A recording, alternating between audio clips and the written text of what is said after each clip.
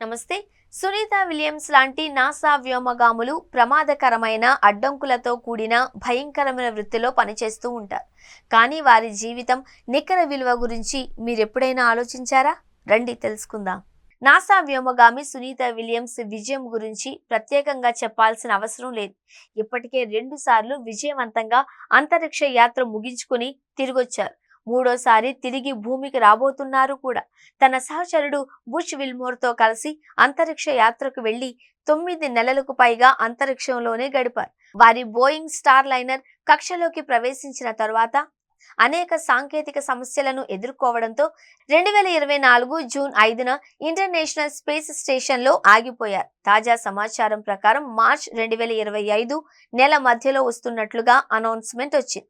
ISS లో వ్యోమగాములు ఆగిపోవడం వలన బరువు తగ్గిపోయి వారి గురించిన ఆందోళనకరమైన నివేదికలు వచ్చాయి.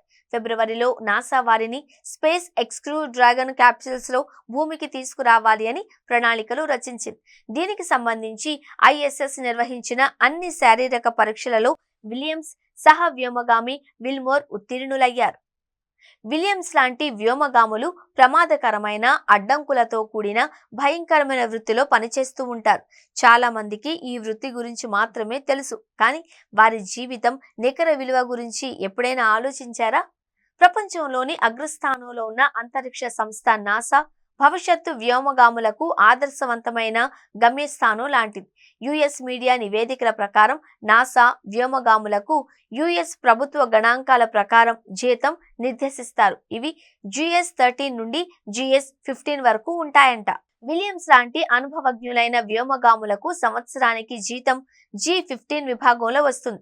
నాసా రికార్డుల ప్రకారం దాదాపు $1,50,258 లేదా సంవత్సరానికి 1,26,38,434.